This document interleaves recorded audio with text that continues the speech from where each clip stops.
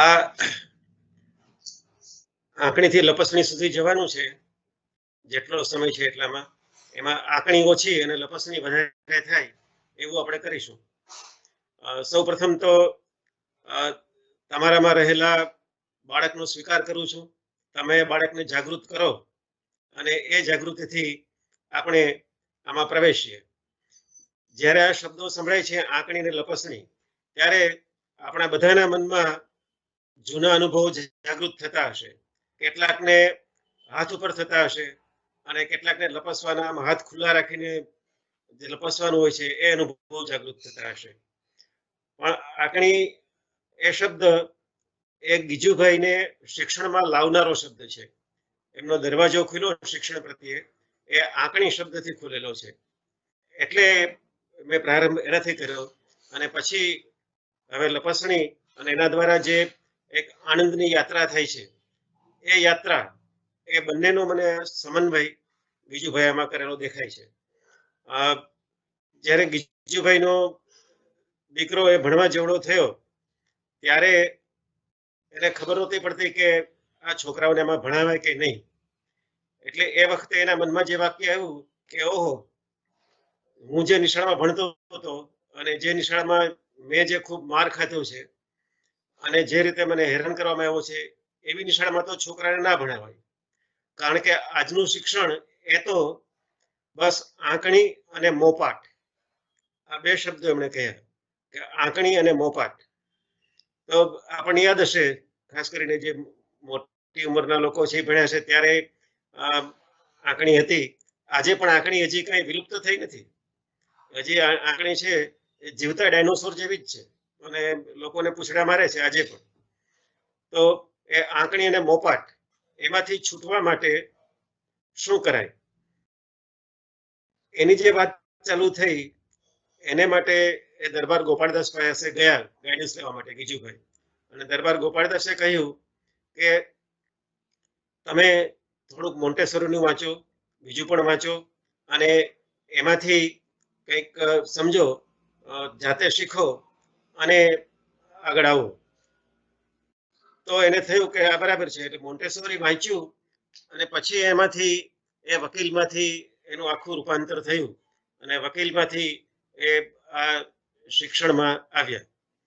હવે અહીંયા આંકણી લપસણીને હું કઈ રીતે જોઉં છું? આંકણી છે એ જ્યારે વાગે છે ત્યારે આપણી મુઠ્ઠી બંધ થઈ જાય છે. વાગ્યા પછી એ આપણા શીખવાને, આપણા મગજને બંધ કરી દે છે. આમે જ્યારે જ્યારે બાળકને કોઈ સજા થાય અથવા ઇવન શિક્ષક છે એને થોડુંક ખીજાય, ગુસ્સે થાય કે તને ખબર નથી પડતી, કેટલી વાર કહ્યું છે, તું આવું જ કરતો હો છો, એમ કહ્યા પછી જ્યારે સાચો જવાબ બોલે કે બીજું ભણાવવાનું શરૂ કરે ત્યારે બાળકનું ધ્યાન એમાં હોતું નથી. એ તો પોતાને જે જખમ થયો છે એ જખમને મલમપટ્ટા કરતું એ વખતે, અને ત્યારે પેલા શિક્ષકથી ભણાવતા હોય તો એ છે એ શક્ય બનતું નથી. એટલે આંકણી છે એ એક ક્રંદનનો અનુભવ છે, જ્યારે લપસણી છે એ લપસણી એ આનંદનો અનુભવ છે. લપસણી જ્યારે આપણે સાંભળીએ કે તરત જ આપણને આમ હવા સર જતી હોય, હાથ આપણા ખુલ્લા રહી ગયા હોય, મોઢું પણ ખુલ્લું હોય, કારણ કે લપસણી ખાવી કહેવાય, આંકણી પણ ખાવી જ કહેવાય, બંને ખાવી જ કહેવાય. પણ એનો જે વિહાર છે યાત્રાનો, એ વિહારમાંથી પછી આપણે પહોંચતા હોઈએ છીએ વિકાસમાં. એટલે આનંદમાંથી શિક્ષણ તરફ જવું એ લપસણી છે અને ક્રંદનમાંથી શિક્ષણમાં પડ્યા રહેવું, જેવા છીએ એવા પડ્યા રહેવું, એ છે એ દુઃખી એટલે સજાનો વિકલ્પ છે. આમે હિન્દીમાં તો શિક્ષણ માટે શિક્ષા જ કહેવાય છે. એટલે બંને શબ્દો છે ક્યારે કયા વાપરવા એ ત્યારના શિક્ષકો જાણતા હશે. શિક્ષકોએ બનાવેલો એક મંત્ર કે સોટી વાગે ચમચમ અને વિદ્યા આવે ઘમઘમ, એ શિક્ષકોએ પોતાના માટે બનાવેલો છે. એ વિદ્યાર્થીઓનો મંત્ર નથી, પણ શિક્ષકોને મજા પડે એટલા માટે બનાવેલો મંત્ર છે. જો વિદ્યાર્થીએ જો મંત્ર બનાવવાનો હોય તો લપસણી ખાઈએ સરસર અને મજા આવે રમઝમ, એ આપણો મંત્ર હોય. એટલે આવા મંત્રો હવે આપણે નિશાળ ઉપર લખાવા જોઈએ કે લપસણી ખાઈએ સરસર અને મજા આવે રમઝમ, એ છે બાળકનું ગીત હોય. આમે ફેર ફૂદરડી ફરતા હતા, ફરતા ફરતા પડી જવાની કેવી મજા. તો પડી જવાની મજા એ છે.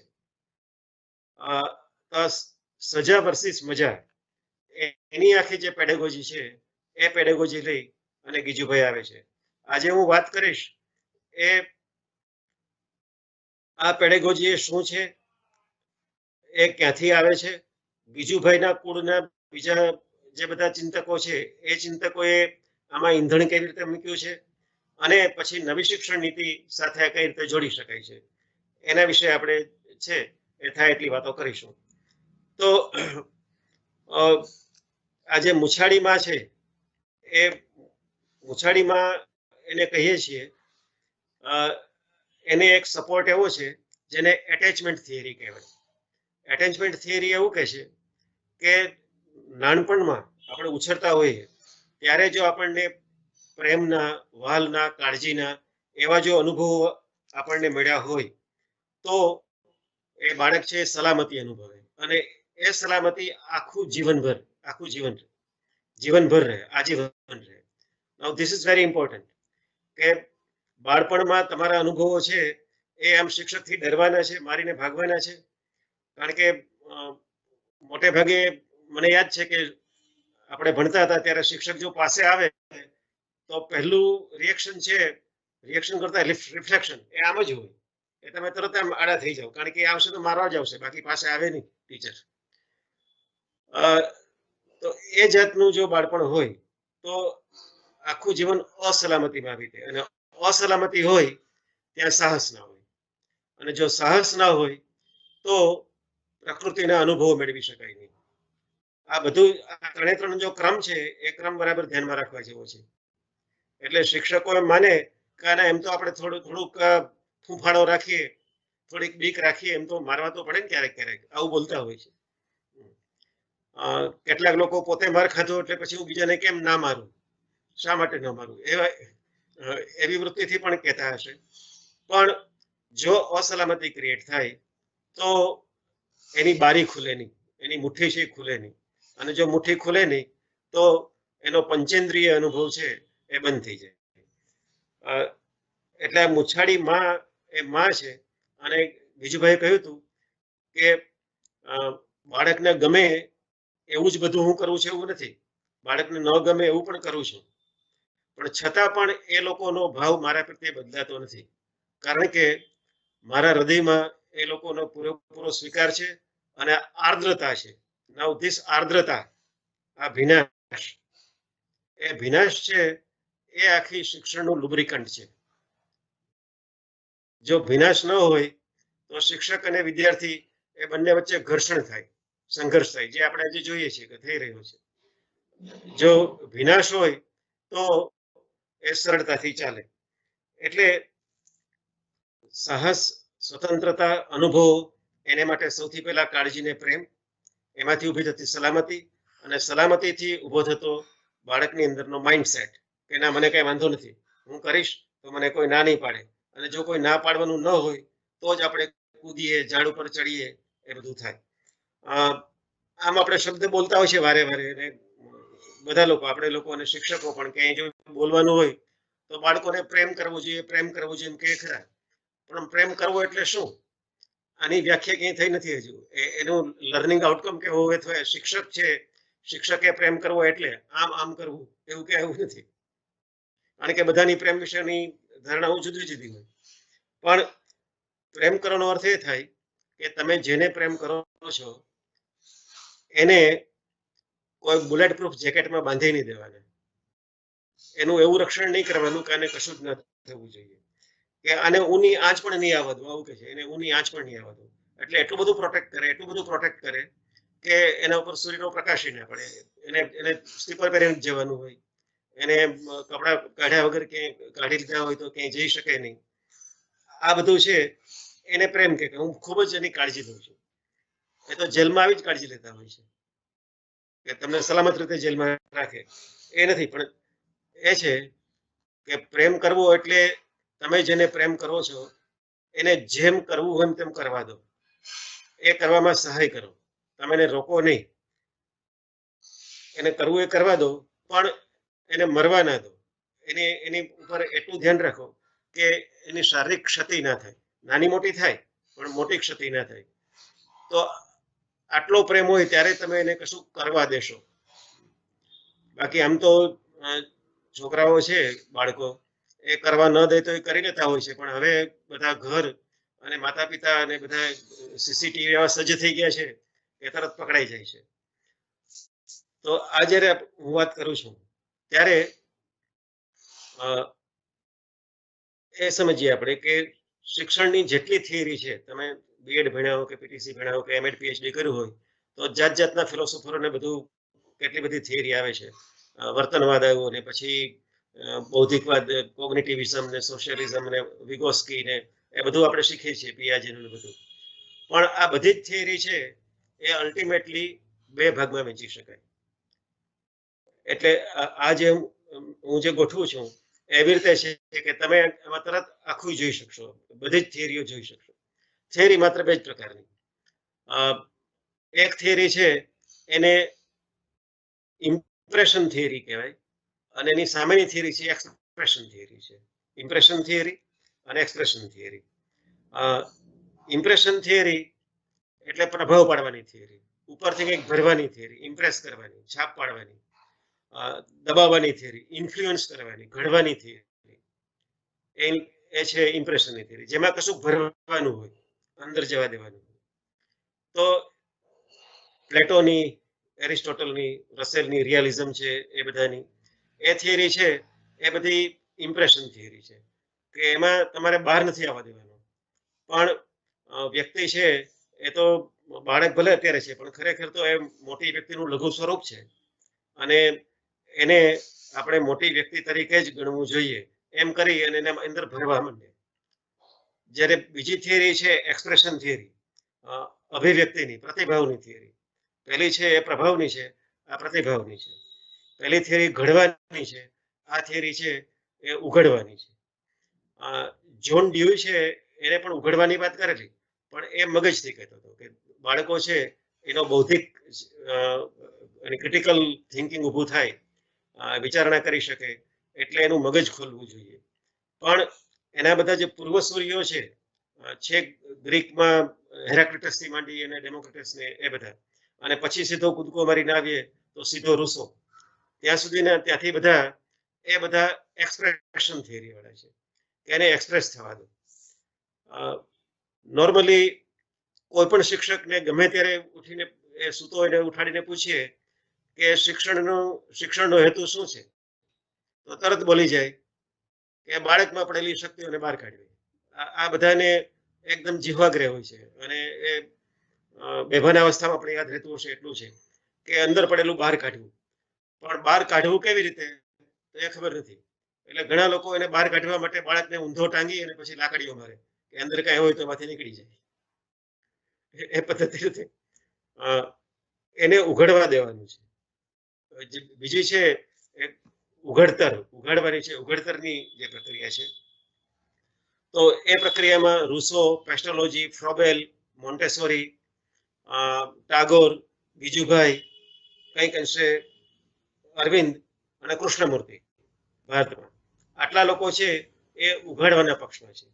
કૃષ્ણમૂર્તિ છે એ થોડાક જુદા એ રીતે છે કે એને મોડેથી ચાલુ કર્યું, એટલે બાળકમાં પ્રોગ્રામિંગ થઈ ગયું હોય, હવે બંધ થઈ ગયો છે તો બંધ થયા પછી મોટી વ્યક્તિઓને જેનામાં પ્રોગ્રામિંગ થઈ ગયું છે એને ખોલવો કેવી રીતે, તો એને માટે એને કન્ડિશનિંગ તોડવું, સંસ્કાર બદ્ધતા કઈ રીતે તોડવી, ફ્રીડમ ફ્રોમ ધી નોન, જે ભૂતકાળના જ્ઞાનથી આપણા બધા ખાનાઓ ભરાઈ ગયા છે, આપણા બધા આઈક્લાઉડ છે એ ભરચક થઈ ગયા છે, એને તોડાય કેવી રીતે, એને ખાલી કેવી રીતે કરાય, એની વાત કૃષ્ણમૂર્તિ કરે છે. પણ આ બધા લોકોની જે આખી સિરીઝ છે એ સિરીઝમાં ગીજુભાઈ છે.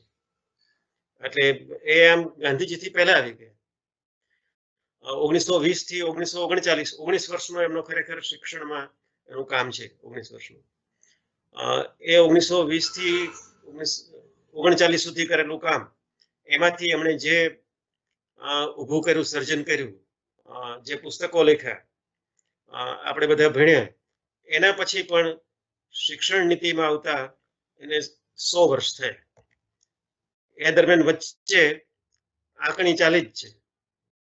વચ્ચે બધા ગીજુભાઈ હતા, આટલું બધું કહ્યું, ગુજરાતમાં હતા, તો એ ગુજરાતની જ બાજુની સ્કૂલોમાં, દક્ષિણામૂર્તિની આજુબાજુની સ્કૂલોમાં એ આતંક હશે જ. કેમ આપણે આટલા બધા ધીમા છીએ કે એની જ વ્યક્તિનું કામ છે એ 100 વર્ષ સુધી પકડી રાખ્યું, ને પછી હવે શિક્ષણ નીતિમાં આવ્યું એટલે આપણે હવે સફાળા બેઠા થયા કે આવું, આ તો આપણા વાલા છે, આપણે વાલા છે, આનું કરો, આનું કરો. કે વચ્ચે કેમ ભૂલી ગયા હતા, એવું શું હતું, એવું કેમ થયું હતું, એની ચર્ચા આપણે નહીં કરીએ. પણ આ ઘડતર અને ઉઘડતર એ બંને વિશે એ મારા પ્રિય વિષયો છે. ઉઘડતર શબ્દ થોડા વર્ષો પહેલા મેં એક લેખ લખ્યો, એમાં આપેલો. જો ઘડતરમાં શું થાય છે કે એમાં બિનજરૂરી ભાગ કાઢી નાખવાનો હોય. ઘડતર કરવામાં તમારે જે ઘડવું છે એમાં પથ્થર હોય કે તમે માટીનો લોંદો લીધો, તો એમાં જે બિનજરૂરી હોય કાઢી નાખવાનું. પણ બિનજરૂરી કોને લાગે? એ કાઢનારને લાગે. તમે જેમાંથી કાઢી નાખો છો એને તો પૂછતા જ નથી કે તારામાંથી કાઢવું કે નહીં. પણ પહેલા લાગે કે આ બિનજરૂરી છે. અને બિનજરૂરી શા માટે લાગે છે? કારણ કે જો એ હોય તો એના ઉપર કંટ્રોલ કરી શકતો નથી, એને બરાબર ગોઠવી શકતો નથી, એટલે કાઢી નાખવું છે. અને કાઢી નાખવું સહેલું ક્યારે પડે? જ્યારે માટી હજી સુકાઈ ના હોય, હજી લોંદો હોય, હજી ઝાડની ડાળી કુમળી હોય, પથ્થર છે ને ભીનો કરીને ઈંટને પોચી કરીને પલાળવામાં આવી હોય, તો ત્યારે કાઢી નાખવાનું.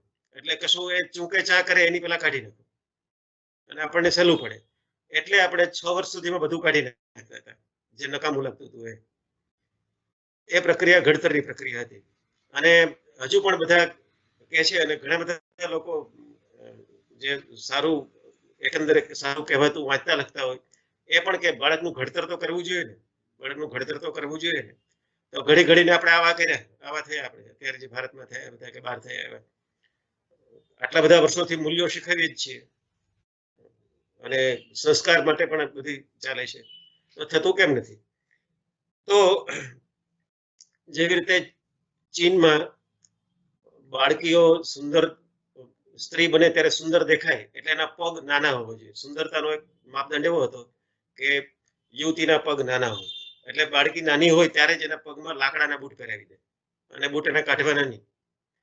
એ બૂટ ન કાઢે એટલે એ જયારે યુવતી થાય, મોટી થાય, ત્યારે પગ નાના હોય તો પગ બહુ સુંદર દેખાય. પણ પછી જીવનભર એને એ પગેથી જ ચાલવું પડે. This is an important line, અગત્યની લાઈન છે કે જીવનભર. એમ તમે કોઈને 6 વર્ષમાં ઘડી નાખો, પછી એનો જે આકાર આવ્યો એ આકારથી ચાલવું પડે. આવું કેમ થાય છે? આવું શા માટે થાય છે?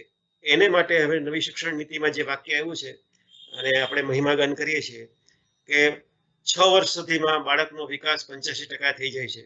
આવી ટેગલાઈન છે ને નવી શિક્ષણ નીતિમાં, આ ટેગલાઈન છે અર્લીયર એજ્યુકેશનમાં.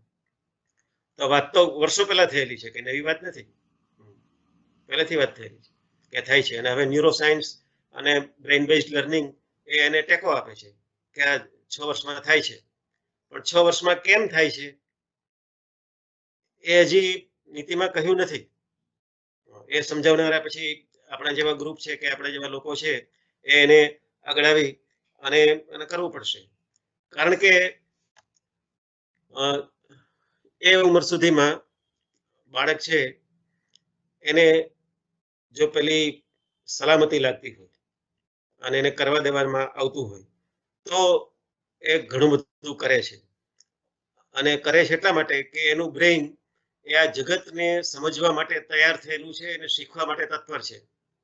જેમ આપણે કોઈ નવી જગ્યાએ જઈએ, અહીંથી ધારો કે આપણને સુંદરવનના જંગલોમાં ફેંકી દે તો તરત આપણે જંગલમાં જો જીવવું હોય તો બધું શીખવા માંડીએ કે કઈ બાજુ પાણી મળશે, ક્યાં ઉપર ચડી જવાશે, ક્યાં જીવજંતુઓ છે, ક્યાંથી હિંસક પ્રાણી આવે છે, બધું ઝડપથી શીખવું પડે. એમ બાળક આ જગતમાં નવું આવે છે, જગતના જંગલમાં, ત્યારે એને સર્વાઈવ થવાનું છે, એટલે બધું શીખવા માંડે. અને ત્યારે એબ્સોર્બિંગ એનું ખૂબ જ જોરદાર હોય.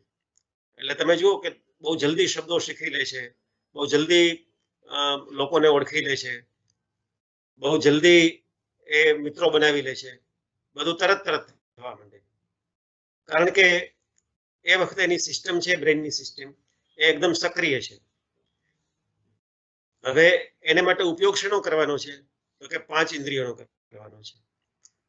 આ વાત માણસોને લાગુ પડે છે એવું નહીં. આપણે ઉત્ક્રાંતિ પામીને અહીં સુધી પહોંચ્યા છીએ એ હાથ પગ પછાડીને જ પહોંચ્યા છીએ. જે પ્રાણીઓએ હાથ પગ ઓછા પછાડ્યા છે અને મગરની જેમ પડ્યા રહ્યા છે, ડાયનોસોર જેવા એદી થઈ ગયા છે, સાપ કે કાચબા જેવા કે ડોડો જેવા થઈ ગયા છે, હલતા ચલતા નથી, તો એનું બ્રેઇન છે વિકાસ પામે નહીં. એટલે અત્યારે બ્રેઇન બેઝડ એક્ટિવિટી બધી જ છે એ એક્ટિવિટી છે એ ફિઝિકલ, શારીરિક હલનચલન, શારીરિક ઉત્સાહ, એ લપસણીની પ્રવૃત્તિઓ છે, એ આંકડીની પ્રવૃત્તિઓ નથી. હવે જુઓ, જ્યારે કેવી રીતે બને છે આખું, એટલે મિત્રોને એ કહી રહ્યો છું, શિક્ષકોને કે વાલીઓ જે જોવે છે તેને, કે બ્રેઇનમાં આખી એક્ટિવિટી આવી કેવી રીતે થાય છે અને એને ગીજુભાઈનો નવી શિક્ષણ નીતિનો ટેકો કેવી રીતે મળે છે. તો જ્યારે આપણે ઇન્દ્રિયોથી કશું પકડીએ, સૂંઘીએ, ખાઈએ, સ્વાદ માણીએ, પસવારીએ, ત્યારે એનો જે સંવેદના છે એ સંવેદના મગજમાં જાય છે અને મગજમાં એ પાછળના ભાગમાં બધા પ્રોસેસર છે, એકદમ બેક સાઈડ, ત્યાં બધું પ્રોસેસ થાય. એ પ્રોસેસ થાય ત્યારે શું થાય? તો મગજના જે ન્યુરોન્સ છે એ ન્યુરોન્સ બધા ઉત્તેજિત થાય અને સિનેપ્સિસ, જે જ્ઞાનતંતુ છે, બીજા તાંતણાઓ છે નાના, એ તાંતણાઓ છે જોડાવા માંડે. એ તાંતણાઓ જોડાય એટલે રસ્તો બને. એ તાંતણાઓ જોડાવાનો એ વારે વારે કરો એટલે પાથવેઝ કહેવાય. એની કેડી પડી જાય, એના ચીરા પડી જાય. અને જો એને રિપીટ કરવામાં આવે, એ અનુભવો ખાસી વાર મેળવે, એને ગમવા માંડે, તો એ ચીલા છે એ ઊંડા પડી જાય. એ જે ઊંડા ચીલા પડે એને આપણે અભિયોગ્યતા કહીએ છીએ. અભિયોગ્યતા જે શબ્દ આવે છે, એપ્ટિટ્યુડ અને એટીટ્યુડ, એટીટ્યુડ અને એપ્ટિટ્યુડ એમાંથી આવે છે. અને મજાની વાત એ છે કે આવી રીતે જે બ્રેઇન વપરાય એનો કલર બદલી જાય એટલે ખબર પડે કે કેટલું વપરાયું છે. એટલે મરી ગયા પછી જો બ્રેઇન ખોલે તો ખબર પડે કે કેટલી ચેમ્બર ખાલી જ હતી. પછી જો કે ત્યો ધરી દીની ચદરિયા, કેટલાક જેવી આવી એવી પાછી ધરી દે છે અને કેટલાક ધરવા દેતા નથી. તો 6 વર્ષ સુધી બ્રેઇન છે એ પ્રવાહી સ્થિતિમાં હોય છે, પછી થોડું થોડું કડક થવા માંડે, એટલે એમાં પછી ચીલા પાડવા થોડાક મુશ્કેલ પડે. એટલે 6 વર્ષ છે કે પછી તમે કરશો તો નહીં થાય, મુશ્કેલી પડશે. એકવાર માટી હજી ભીની હોય તો તમે એના ઉપર છે એ આંકા પડી શકે છે, પણ એ મટી ગઈ પછી તમારે એના પર કોતરકામ કરવું પડે અને જો સિમેન્ટ જેવું થઈ જાય તો ન પણ થાય, પણ અઘરું પડવા માંડે છે. એટલે આમ તો જે 12 વર્ષ કહે છે પિયાજે છે એ આમ જેનેટિક્સનો માણસ હતો અને એની જેનેટિક એપિસ્ટેમોલોજી કહેવાય છે, એટલે બ્રેઇન ઉપર ખાસ સ્ટડી હતો. એટલે એને જે પહેલા બે છે, સેન્સરી મોટર પહેલું તબક્કો છે, સેન્સરી મોટર ઇન્દ્રિયો અને સંવેદના, અને બીજો છે પ્રી ઓપરેશનલ. પ્રી ઓપરેશનલ એટલે ખરેખર આપણે શીખવા માટેના જે કામ કરવા માંડીએ એની પહેલા રમતા રમતા જે કામ કરીએ તે. રમકડાથી રમવાનું હોય, છોકરાઓ સાથે રમવાનું હોય, લખોટીથી રમવાનું હોય, કૂદવાનું હોય, પકડવાનું હોય, આ બધું છે તે. બુનિયાદી શિક્ષણમાં આ જાતનું રમવા માટે જે હતી વિધિ અને એમાં જે સાધનો વપરાતા એને માટે એક શબ્દ હતો, એ કદાચ જોશી સાહેબને બીજા લોકોને ખબર હશે, એને કામકડા કહેતા. રમકડા અને કામકડા. રમકડા શબ્દ તો છે જ અત્યારે આપણો, પણ એને કામકડા. અને નાના છોકરા કામકડા બનાવી લેતા હોય છે. રસોઈ કરવાની નાની હવે તો સેટ આવે છે, પણ ન હોય તો છોકરાઓ ગમે તેને ઈંટનો એક ટુકડો છે એ ચૂલો હોય, એના ઉપર બીજો ટુકડો મૂકે તો એ તપેલું બની જાય. એક લાકડી એટલે ચમચો થઈ જાય, અને થોડી વાર પછી એ ચમચો કે એ લાકડી છે એ વાસળી પણ થઈ જાય. એનું જે કરવું હોય તે કરે, એને કોઈ બંધન નથી કે આને આજ કરાય એમ. એ તો આપણા મનમાં છે કે એને સોટી કહેવાય, ચમચી ના કહેવાય. એ તો તમે જે ઉપયોગ કરો એ વસ્તુ થાય છે.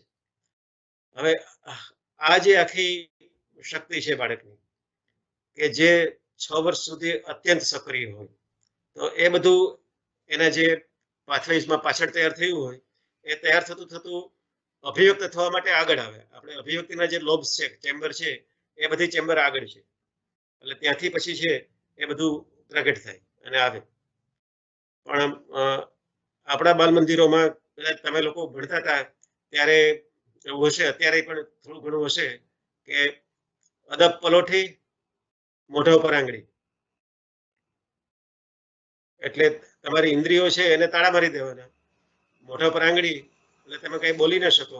પછી શિક્ષક આવીને જે રીતે વાઢવા હોય, જે રીતે ઓપરેશન કરવું હોય વાટકાપ કરી નાખે, આકાર આપી દે, તમે કઈ કરી શકો નહીં. આટલી ખરાબ સ્થિતિમાં લોકો ભણ્યા છે, આપણે ભણ્યા છીએ, અને હજી પણ કેટલાક ભણતા હશે. એની ચરમસીમા મારા મનમાં જે આવે છે એ મેં સરખામણીથી કહી હતી કોઈક વખત, કે જલિયાવાલા બાગમાં જ્યારે જનરલ ડાયર પ્રવેશો અને ગોળીબાર ચાલુ કરો, એક જ બારનું હતું, અને ગોળીબાર કર્યો અને કેટલા બધા લોકો મરી ગયા, પણ થોડાક બચી ગયા, કારણ કે એમાં કૂવો હતો, એ કૂવામાં નીચે પડી ગયેલા, કૂવામાં કૂદી ગયા એટલે કેટલાક બચી ગયા. પણ આપણા વર્ગોમાં કૂવો હોતો નથી.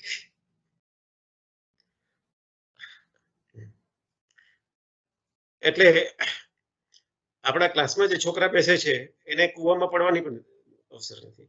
એને તો એની સામે જનરલ ડાયર છે જ, એટલે ખતમ જ કરે છે.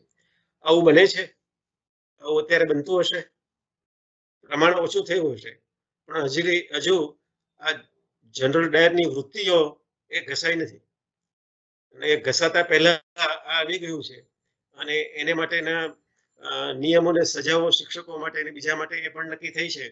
એટલે થોડુંક સારું થયું છે એવું કહી શકાય. તો ઉઘડતર કરવા માટે આ બધું છે એ આડું આવે છે, એનાથી ઉઘડે નહીં, આ બધાથી બંધ થાય છે. અને બંધ વસ્તુઓ છે એને આપણે ગમે ત્યાં ફેંકી શકીએ, રાખી શકીએ, મેનિપ્યુલેટ કરી શકીએ એટલે સારી પડે. વેલ, હવે ઉઘડવું છે તો આપણે કહીએ છીએ કે યા વિદ્યા સા વિમુક્તાય, આ પરમ પવિત્ર સૂત્ર બધાને આવડે છે અને બધી સ્કૂલોમાં લખેલું હશે, પણ મુક્ત શું કરીએ છીએ? રિસેસ પડે ત્યારે થોડાક મુક્તિ મળે, અને રજા પડે ત્યારે મુક્તિ મળે. અને તમે જો ત્યારે છોકરામાં કેટલી શક્તિ આવી જાય છે, રિસેસ પડે ત્યારે, રજા પડે ત્યારે. એ શક્તિ ક્લાસમાં દેખાતી નથી. ખરેખર એ શક્તિનો ઉપયોગ કરવાનો છે, તો એનાથી મુક્તિ મળે. મુક્તિ શાથી મળે? મુક્તિ તો મુક્તિ એ મળે કે જેમાં મોટા લોકો પોતે જે જગત જુએ છે એ જગતને આપણી અંદર એઝ ઇટ ઇઝ દાખલ કરવા માંગે છે, એમાંથી મુક્તિ મળે. એટલે વિકાસ માટે જરૂરી એ છે કે આપણું નવું જગત સર્જાય. જો એનું એ જગત રહેવાનું હોય તો ઉત્ક્રાંતિ કે વિકાસ એ સંભવ નથી. એ નવું જગત સર્જવા માટે તક આપવી પડે, અને એ તક આપવામાં કશું કરવું, ડુઈંગ સમથિંગ એક વાત, અને બીજું છે કલ્પના અને સર્જનશીલતા. તો કલ્પના છે એ એવી વસ્તુ છે કે જે જગતને જુદી રીતે જોવા માટેની શક્તિ આપે છે. તમે જુઓ કે હેરી પોટરના મૂવીઝ છે તો એમાં ગમે ત્યારે ગમે તે બની શકે. નાર્નિયા કરીને મૂવી છે તો દરવાજો ખોલો તો તમે સીધા જંગલમાં પહોંચી જાઓ અને કઈ નું કઈ બધા પ્રાણીઓ આવી જાય ને તમે એમાં વિહરવા માંડો. જુમાનજી છે મૂવી, જુમાનજીને હવે તો 2 થઈ ગયા, કદાચ 3 થયા છે. તો એમાં પણ તમે રમતા હોય બધું જીવંત થઈ જાય અને તમને એની સીધી અસરો થવા માંડે. આ બધી જે કલ્પનાઓ છે એ કલ્પનાઓ બાળકને આડે માર્ગે દોરે છે, અને એને કારણે બાળક દિવા સ્વપ્નમાં જતા રહે છે. આવું મોન્ટેસોરીએ કહેલું, કે જે ગીજુભાઈ માનતા નથી. મોન્ટેસોરી છે એ કાલ્પનિક વાર્તાઓના વિરોધી હતા. એને જે રમકડાઓ બનાવેલા એ બધા રમકડાઓથી છોકરાએ રમવું પડતું. ફ્રોબેલનું પણ એવું હતું કે એટલા જ રમકડા હતા. મોન્ટેસોરી છે એ રમતો રમાડતા, પણ બધી રમતો છે એ શિક્ષકની દેખરેખ નીચે ચાલતી. હવે તમે જો શિક્ષકની દેખરેખ નીચે ચાલતી રમત, તો એ રમતને સર્કસની રમત કહેવાય કે નહીં? સર્કસમાં વાંદરાઓ રમતા હોય, સાયકલ ચલાવતા હોય, સિંહ છે કૂદતો હોય, પેલા ફાયર રિંગમાંથી કૂદતા હોય, છોકરાઓ છે કમાન વળતા હોય, આમ ઝૂલામાં કૂદતા હોય, પણ under the supervision or the order of the ring master. તો અત્યારે આપણે કઈ છોકરા રમાડીએ છીએ, અમે છોકરાને રમાડીએ, પણ નિયમો તમારા છે. એટલે તમે છે એને રમાડો છો પણ રમવા દેતા નથી. રમાડવું ને રમવા દેવું, there is a difference. તો એક જે શબ્દ વાપરતા કેટલાક લોકોએ ગામડામાં રહેતા હશે ને ખાસ કરીને સાંભળ્યો હશે કે અમે તો ચોરના માથાની જેમ રખડતા, અમે તો ચોરના માથાની જેમ રખડતા. હવે ચોરનું માથું ગુમ થઈ ગયું છે. હવે બધા જે ફરે છે, રખડે છે, એ અંડર સુપરવિઝન રખડે છે. રખડવું કહેવાય? રખડવું કહેવાય તો કેવું કહેવાય? તો આપણે દેવળિયામાં સિંહ દર્શન કરવા જઈએ છીએ, ત્યાં પૂરી રાખેલા સિંહ 6 કિલોમીટર ચોરસ મીટરનું પાંજરું છે, 6 ચોરસ કિલોમીટરનું. એ પાંજરામાં સિંહ પૂરાયેલા છે. તો એ સિંહ મુક્ત કહેવાય? આપણે કહીએ કે અમે જંગલમાં સિંહ જોવા ગયા હતા, પણ એ તો પાંજરામાં છે. આ બધામાંથી છૂટવા માટે જે શક્તિ જોઈએ એ શક્તિ શિક્ષકોમાં જોઈશે, કે આપણે એને કરવા દઈએ. એટલે એક મારું સૂચન એવું છે કે આપણા ટાઈમ ટેબલમાં 1 કલાકનો પીરિયડ એવો હોય કે જે પીરિયડ છે એમાં વિદ્યાર્થીઓને જે કરવું હોય તે કરવા દેવું. એને જે કરવું હોય તે, કે તમે ગ્રાઉન્ડ છે, ગ્રાઉન્ડની બહાર છે, એ તમારે જે કરવું હોય તે કરો અને બધું કરીને આવો, પછી આપણે વાતો કરીશું. આવું એટલા માટે કરવું જોઈએ કે હવે માતા પિતાઓ ઘરે પણ એને કશું જાતે કરવા દેતા નથી. જે કરવું હોય તે, એના આખા દિવસનો સમય, whole day, it's sponsored by the programs created or prepared or thought by parents. આટલાથી આટલા આ કરવાનું, આટલાથી આટલા આ કરવાનું. એનો રમવાનો ટાઈમ હોય પણ નક્કી કરેલો હોય. અને ક્યાં રમવા જાય છે ચેક કરી લે કે છોકરા કેવા છે, બધા ગાળો બોલતા નથી ને, ચોખ્ખા છે ને, એની જોડે જ રમવાનું. તો આપણું આજના છોકરાનું જીવન છે એ સ્પોન્સર્ડ જીવન થઈ ગયું છે. વચ્ચે જાહેરાતો નથી આવતી એટલું જ, એ આવા મનશે પાછી. પણ એ સ્પોન્સર્ડ માંથી છૂટું થવા માટે હવે નિશાળ છે એકમાત્ર એની પાસે એવું સ્થાન છે કે જ્યાં શક્ય બને તો એવું થઈ શકે કે એક પીરિયડ કે આખો 1 કલાક એવો હોય કે it's a free class, you can do whatever you want to do. તો એમ જયારે કહીએ ત્યારે એનું બહાર આવે ને, એનામાં જે છે બહાર ક્યારે આવે? હું કહું એટલું બહાર લાવવાનું. હવે આપણે બિલાડું જોવું હોય એનામાં કૂતરા હોય તો એ પછી બહાર જ ના આવે. તો આ જે આખી પદ્ધતિ છે એમાં એવું હતું કે ઘડતરની પ્રક્રિયામાં આપણે શું શીખવતા હતા? તો બાળકોને સત્ય શીખવતા હતા, પ્રામાણિકતા શીખવતા હતા, નૈતિકતા, સામાજિકતા, સંસ્કાર, શિસ્ત, ધાર્મિક વૃત્તિ, આવું બધું શીખવતા હતા. એ આપણા લર્નિંગ આઉટકમ હતા અને પહેલા ધોરણથી ચાલતા હતા. જે શાળામાં વધારે સંસ્કાર શીખવે ત્યાં લોકો છે વધારે ભીડ કરે. પણ જો ઉઘડવાની શાળા હોય તો એમાં શું હોય? એમાં એને શું કરવાનું હોય? તો ત્યાં 5 વસ્તુ છે: સંવેદનશીલતા, સ્વજાગૃતિ, અભય, સર્જનશીલતા અને વિવેક. ફરીથી સંવેદનશીલતા, સ્વજાગૃતિ, અભય, સર્જનશીલતા અને પરિસ્થિતિમાં નિર્ણય. આ બધા શબ્દો ગીજુભાઈના છે.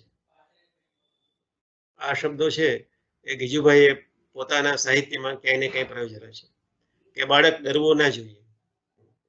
ત્યારે આપણે એમ કહીએ કે ના, બાળક શિક્ષકથી ડરવો તો જોઈએ ને, નહીતર શિક્ષકનું કામ શું છે?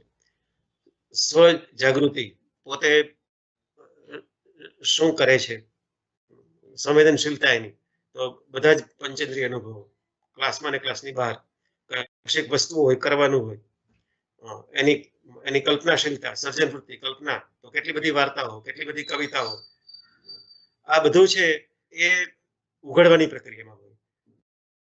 તો હવે તમે જુઓ કે આ તમને આ બેમાંથી કયું ગમે છે? બેમાંથી શેમાં મજા આવે? હું આમ નવા શબ્દો બનાવવાની મને મજા આવે એટલે કહેતો હું કે ઘડતરવાળું શિક્ષણ છે એ મૂલ્ય શિક્ષણ છે અને ઉઘડવાનું શિક્ષણ છે એ ખુલ્ય શિક્ષણ છે. એમાં ખુલવાનું હોય છે એટલે ખુલ્ય શિક્ષણ. તો મૂલ્ય શિક્ષણમાંથી ખુલ્ય શિક્ષણમાં જવાનું હોય. મૂલ્ય ઉપરથી દબાવવાના ના હોય, એ એનામાંથી ઉભા થશે. અને આ બધાએ કહ્યું છે, બધા એટલે રૂસોથી માંડીને રૂસો, ફ્રોબેલ, પેસ્ટેલોજી અને ગીજુભાઈ, બધાએ કહ્યું કે જો આપણે બાળકને રમવા દઈએ, એને કામ કરવા દઈએ, એમાંથી શું કરવું ને શું ન કરવું એનો નિર્ણય લેતા એને આવડશે. જો એ ન કરવા દે તો નિર્ણય લેતા આવડશે જ નહીં. તો પછી આપણે એને કંઈક પહેરાવી દેવું પડશે. પણ જો નિર્ણય લેતા શીખશે તો ભવિષ્યમાં કઈ પરિસ્થિતિમાં કેવા મૂલ્યો અપનાવાય એ નક્કી કરશે. આપણે બધા જ ભારતના બધા જ માણસો એ બાલકૃષ્ણનું નામ આવે એટલે નાચવા માંડીએ. બાલકૃષ્ણ કેટલી કેટલી લીલાઓ કરી. આપણા ઘરમાં બાલકૃષ્ણ છે એની સામે આપણે લાલ પીળા થતા હોઈએ, એને લીલા કરવા ના દઈએ. વખાણ કરીએ ત્યારે બીજું કેવું કેવું કર્યું, પણ આપણો છોકરો એવું કરવા જાય તો એ જો ધરામાં પડવા જાય, નાવા જાય તો નાવા ના દે. મોટા ભાગના મા બાપ માતા પિતાઓ એવું કહેતા હોય છે કે પહેલા હોજમાં તરતા શીખવાનું પછી નદીમાં પડવાનું. ગામડામાં ચાલે છે જો કે છોકરાને ધક્કો મારીને પાડી દે. તો આ છે એ જે વાત કરી કે ખુલ્ય શિક્ષણ છે એમાંથી મૂલ્ય શિક્ષણ છે એ પણ ઊભું થશે, એ પણ થાય. હવે આપણે જઈએ એ આપણી શિક્ષણ નીતિમાં જઈએ કે શિક્ષણ નીતિમાં આને માટે શું છે. તો શિક્ષણ નીતિએ મહિમાગાન કર્યો અને પહેલી વાર એક શબ્દ આપ્યો જે શબ્દ પહેલા હતો નહીં, એક્રોનિમ આપ્યું કે નેશનલ આપણે જે કરીએ છીએ ફ્રેમવર્ક, નેશનલ ફ્રેમવર્ક. ફ્રેમવર્ક શાનું કર્યું તો કે pedagogy for children, CP and national NF CP ECCE આવડું મોટું આપ્યું. એટલે national framework for children pedagogy for early year care and education એને માટે. અને એવું પણ કહ્યું છે કે જે શિક્ષકો આવી રીતે સ્પેશિયલ તૈયાર થયા હશે બાળકોને ભણાવવા માટે એ લોકોને આવા 3 વર્ષથી 6 વર્ષના બાળકો સાથે કામ કરવા માટે અગ્રતા આપવામાં આવશે. એટલે એક આ બહુ સરસ વાત છે કે એને અગ્રતા આપી અને ભણાવવા માટે જે શબ્દો વાપર્યા છે નવી નીતિમાં અને કે લવચિક હોય, બહુસ્તરીય હોય, પ્રવૃત્તિ કેન્દ્રીય હોય, રમતગમત આધારિત હોય અને શોધખોળ આધારિત હોય, આ બધા શબ્દો એટલા જૂના છે કે હવે આપણે નવી શિક્ષણ નીતિમાં એમ નવું કહેતા થોડુંક બીક લાગે આપણને, પણ એનું પાછું એનો પુનરાવતાર થયો છે, પણ એ અવતારને આપણે ટકાવી રાખીએ તો ચાલશે. આવા શિક્ષકો છે એ શિક્ષકો આપણે તૈયાર કરીશું. અને બીજું બહુ સરસ એ કર્યું છે કે 3જા ધોરણ સુધીમાં બાળકને લિટરસી અને ન્યુમરસી એ બે આવડે છે. 3જું ધોરણ એટલે ત્યારે બાળકની ઉંમર છે એ 8 વર્ષ થઈ ગઈ હોય અને ખરેખર ત્યારે જ આવડી શકે, એની પહેલા આવડી શકે નહીં. મેં એકવાર ત્યાં GCRT માં જ કહેલું કે જ્યાં સુધી આપણે 5 વર્ષના બાળકને દાખલ કરીશું ત્યાં સુધી બાળકને વાંચન અને લેખન એની સમસ્યાઓ ચાલુ રહેશે. તમે ગમે એટલા પ્રોગ્રામ કરો, ગમે એટલા ઉત્તમ પ્રોગ્રામો કરોડો રૂપિયા ખર્ચીને કરો તો પણ નહીં થાય, કારણ કે એને માટે એનું યંત્ર તૈયાર જ નથી. અને છતાં પણ તમે અંદર નાખો એટલે બંનેને નુકસાન થાય, આપણને નુકસાન થાય અને એને પણ થાય. હવે આ નીતિમાં આવ્યું કે 8 વર્ષનો થાય ત્યાં સુધીમાં એને એ છે તૈયાર થાય, પહેલા બીજાની જરૂર નથી. બાકી અત્યારે હોશિયારો છે એ તો જુનિયર KG માંથી લખાવાનું બધું શીખવા માંડે છે. એટલે કેટલો ત્રાસ આટલા વર્ષો ગુજાર્યો છે એનું વળતર આપણે કેટલા વખતમાં મેળવશું એ ખબર નથી, પણ એ થવા માંડે, આવું થાય એવી આપણી ઈચ્છાઓ તો મને ઈચ્છા તો છે જ એવી આપણી બધાની. ભાષાને મહત્વ આપ્યું છે. આમાં એક વાત કરીને હું પછી પૂરું કરું કે બાળક સાથે જે ભાષા વ્યવહાર કરવાનો છે એ ભાષા વ્યવહારમાં સંવાદો, નાટક, રમતગમત દરમિયાન જે બોલાતું હોય તે એ બધું તો થાય, પણ ખુલવા માટે અને જે ખુલ્લું છે એને સ્થિર કરવા માટે અને એને યાદ રાખવા માટે ભાષાનું મહત્વ છે. એ ભાષા આવે છે એ કોન્વર્સેશન, વાતચીતમાંથી આવે છે. આ વાતચીતનું શાસ્ત્ર હજુ તૈયાર થયું નથી શિક્ષણમાં મારા ખ્યાલથી. હજી કોઈ વાતચીતનું શાસ્ત્ર, આપણે ક્લાસમાં વાતચીત નથી કરતા, આપણે સંવાદ કરીએ છીએ, પણ સંવાદ છે એમાં કોઈ વિષય હોય, એમાં તમારે કોઈ જગ્યાએ પહોંચવાનું હોય, એના ડાયલોગ્સની કેટલીક બાબતો પહેલેથી નક્કી હોય. જ્યારે વાતચીતમાં એવું ના હોય. વાતચીત છે એ તો સાંજે બધા બેઠા હોય અને જે વાતો ચાલતી હોય, ગપ્પા મારતા, એવું કહે છે, ગપ્પા મારતા હોય, એમાં ગમે ત્યાંથી જવાય, ગમે ત્યાં જવાય, એવી રીતે શીખવાનું હોય. અત્યારે પણ ગામડામાં ચોરા ઉપર બેઠેલા, પાદરમાં બેઠેલા ખેડૂતો, ભેગી થતી મહિલાઓ કોઈના ઘરમાં, એ આવી રીતે જ શીખે છે, વાતચીત કરીને. એ નક્કી ના કરે ચાલો આજે આપણે અથાણા બનાવવા માટેનો કાર્યક્રમ કરીએ, અને એ કેવી રીતે કરાય તો એ હું તમને કહીશ, નોટબુકો લઈને આવજો, લખી લેજો, એવું ના કરે. એ તો ગમે તે બીજી વાતચીત કરતી હોય, અંદર ગમે તે આવે. એ વાતચીત દરમિયાન આપણા મનમાં હેતુ નથી હોતો. એ હેતુ વગરની જે વાતો થાય અને એમાં જે ભાષા ઊભી થાય, એ ભાષા છે એ ફ્રેશ હોય. એમાં તમે સાચું બોલો, ખોટું બોલો, જુદા શબ્દો બોલો, એકને બદલે બીજા પ્રયોજો, કોઈને વાંધો નથી. It is not serious. તો આ જે અગંભીર વસ્તુ છે, એમાંથી ભાષાનું નિર્માણ થાય, એ ભાષાનું નિર્માણ it is the best thing. પિયાજીએ જે કામ કરેલું 6 બાળકો સાથે, એમાં પોતે એને જોતા નહોતા, એને કામ કરવા દેતા હતા, એને રમવા દેતા હતા, એની વાતચીત છે એ સાંભળતા હતા, અને એમાંથી એને કન્સેપ્ટ અને લેંગ્વેજ લર્નિંગ, એ બે માટેનું પુસ્તક કર્યું છે એને, કે વાતચીત કરે છે ત્યારે કેવી રીતે કરે છે. આપણે આવો જ પ્રશ્ન પૂછીએ કે આજે આપણા ઘરોમાં કે આપણી શાળાઓમાં બાળકોને આવી મુક્ત વાતચીત કરવા માટે કેટલો સમય મળતો હશે? અને હવે વાતચીતનું સ્થાન ચેટ લઈ લીધું છે. ચેટ આવી ગયું. ચેટ છે તો તમારે મોબાઈલ ઉપર થાય કે ઈમેલ ઉપર કરો. Chat is not conversation. તો એ ચેટના ચાળામાંથી વાતચીતમાં પ્રવેશવા માટેનું પણ એક આપણે કશું તૈયાર કરવું જોઈશે, કે જેથી આ શિક્ષણ નીતિમાં ભાષાને મહત્વને, એમાં વાર્તાને, કવિતા અને એ ગપ્પા ને વાતચીત ને બધું આવે છે, એ ઊભું થાય.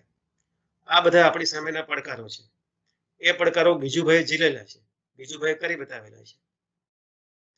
એ પોતે પણ એની સાથે રમતા, વાતચીત કરતા, એવો વેશ પહેરીને આવે અને એવી રીતે મુક્ત વાતાવરણ ચાલતું હોય એ બધું.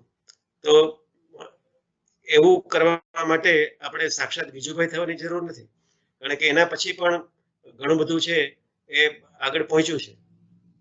શાસ્ત્ર છે એ ઘણું આગળ આવ્યું છે એના પછી. તો આપણે જ્યારે ગીજુભાઈને યાદ કરી રહ્યા છીએ આ સમયગાળામાં, અને નવી શિક્ષણ નીતિ સાથે, રાષ્ટ્રીય શિક્ષણ નીતિ સાથે જોડી રહ્યા છીએ, ત્યારે આપણે એમાં મોટેરાઓ દ્વારા ઘડાઈ જતો, અથવા મોટેરાઓ જેને ઘડી દેવા ગમે તેમ કરીને માગે જ છે, એવા બાળકને બચાવી લેવાનો છે. બાળક છે માટીનો લોંદો છે, એને ઘડીએ તેમ ઘડી શકાય, એ વાત ફ્રોબેલે અને પેસ્ટેલોજીએ કરેલી. પેસ્ટેલોજી વૃક્ષનું કહેલું કે વૃક્ષ છે, પણ પેસ્ટેલોજી એક સરસ વાત એ કહેલી કે વૃક્ષ છે એનું બીજ વાવી દો, પછી આપણે માત્ર એનું પોષણ ને રક્ષણ કરવાનું હોય છે. પછી એ વૃક્ષ છે એ તો પોતાની ડિઝાઇન પ્રમાણે ખુલશે, એનું કટિંગ નથી કરવાનું. આપણે એનું કટિંગ કરીને બોન્સાઈ કરી દઈએ છીએ. તો એની ડિઝાઇન પ્રમાણે ખુલે ક્યારે? જો પોષણ ને રક્ષણ થાય તો. તો આ ખેડ ખાતર અને પાણી વાળી વાત પાછી આવી ગઈ. અને હજુ પણ આજે આપણે કહીએ છીએ કે ફરીથી આપણે ઇન્ડસ્ટ્રીયલ મોડેલ છે એમાંથી આપણે પાછું જવાનું છે, એ એગ્રીકલ્ચર મોડેલમાં જવાનું છે, એવું હરારીએ પણ કહ્યું. તો એ મોડેલ છે એ આ છે કે તમે વાવી દો, પછી પોષણ અને રક્ષણ, અને પછી જુઓ કે કેવી રીતે ખુલે છે. શું લાગે છે? શિક્ષણ લેવાની વધારે જરૂર શિક્ષકોને છે, પણ એ જરૂર પણ આવી રીતે જ પૂરી કરવી જોઈએ કે જેમાં એ લોકો વાતચીત કરે, એ લોકો મુક્ત હોય, એના કોઈ ટાઈટ શેડ્યુલ ના હોય. એવા કોઈ વર્કશોપ આપણે કરી શકીએ કે જેમાં રમવા, રખડવાનું, વાતો કરવાનું આવું વધારે હોય, અને ક્લાસમાં બેસીને આવી કરવાની સેશન્સ છે એ ઓછી હોય. તો આ બધું છે એ આપણે ગીજુભાઈના વિશે આજે કહી રહ્યા છીએ. ઘણું બધું હજુ આગળ આમાં કહી શકાય, કરી શકાય એવું છે. બાળકનું મગજ હજુ જ્યારે પ્લાસ્ટિસિટીમાં હોય ત્યારે આપણે એને કડક બનાવવા માટે નિયમો ન નાખીએ અને કરવા દઈએ, એવું કરીએ. અંતે હું એક કવિતા વાંચીશ અને પછી આપણે પૂરું કરીએ. આ કવિતા છે એ રમેશ ત્રિવેદી, થોડા જૂના કવિ, એની છે. નાનકડી કવિતા છે, પણ આ કવિતા આપણને પાછા બાળપણમાં લઈ જાય અને એવું કરવા માટે બળ આપે તો મજા પડે. ચાલો ચાલો ચાલીએ, ચાલો ચાલો ચાલીએ. જો ક્લાસમાં બેસાડી દેવાના છે. જ્હોન ડ્યુએ કહ્યું હતું કે બાળકો તો પાટલી ઉપર ટાંકણીથી ચોંટાડી દીધેલા પતંગિયા જેવા છે. બહુ બહુ ઘાતક રીતે કહ્યું હતું કે પતંગિયા છે પણ ટાંકણીથી પાટલી ઉપર ખોસી દીધેલા છે. એવા જ લાગે છે ને ઘણી વાર ક્લાસમાં જઈએ ત્યારે. એને બોલે ચાલો ચાલો ચાલીએ, વગડે વગડે મહાલીએ, ડાળીએ ડાળીએ હીંચીએ, વડલા દાઢી ખેંચીએ. વડલાની દાઢી ખેંચીએ. વડલા દાઢીમાં અહીં કલ્પનાની સર્જનશીલતા આવી ગઈ, ભાષા આવી ગઈ કે વડલા દાઢી ખેંચીએ. ઝરણા જેવું ગાઈએ, હરણા ભેડા ધાઈએ, દોડીએ, હરણાની સાથે દોડીએ. ખુલ્લી હવા ખાઈએ, ફૂલ સુગંધે નાહીએ. પાંચે પાંચ ઇન્દ્રિયોનો આમાં અભિષેક થયો છે. કળીઓ જેવું ખીલીએ, પંખી ટવકા ઝીલીએ. કળીઓ જેવું ખીલીએ, પંખી ટવકા ઝીલીએ. નદી સરોવર ઘૂમીએ, પથ્થર પથ્થર ચૂમીએ. સૌંદર્ય બધામાં છે. જો બરાબર જોઈએ તો સરખામણી કરો ત્યારે જ સૌંદર્ય લુપ્ત થાય. સરખામણી ન કરો ત્યાં સુધી તો બધું જ સુંદર છે.